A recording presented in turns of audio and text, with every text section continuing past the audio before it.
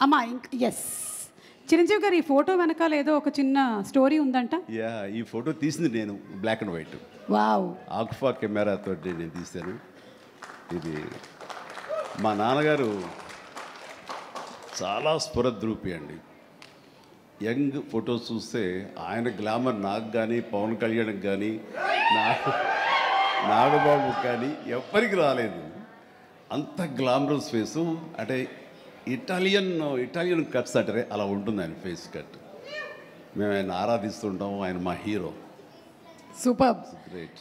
Thank you. And finally ఒక picture Klinkaara వాళ్ళ తాతగారి ఫోటో చూద్దాము. Photo please. అమ్మ తొందరగా ఏంట్రా బాబు. అది మేము ఇంకా ఫేస్ స్పష్టంగా చూడలేదు కానీ విత్ ఆల్ ది మనవరాళ్ళు ఇంట్లో ఉన్నప్పుడల్లా నాకు మా గ్రాండ్ డాటర్స్ ఉన్నట్టు ఉండదు. ఒక లేడీస్ హాస్టల్ వార్డెన్లాగా ఉంటుంది నాకు. లేడీస్ హాస్టల్ వార్డెన్ లాగా చుట్టూ ఆడపిల్లలే, ఒక్క మగాడు. అరే చరణ్ ఈసారి కానీ సరే ఇంకొక అబ్బాయిని కనరా, మన లెగసీ కంటిన్యూ అవ్వాలరా అని కోరిక. తనకి అసలు ఈ ముద్దు ఈ అమ్మాయి అంటేనే మళ్ళీ ఇంకో అమ్మాయిని అంటాడేమో నాకు భయం. Lovely kids. Thank you so much Chiranjeevi గారు. Thank you so much Brahmanandam గారు.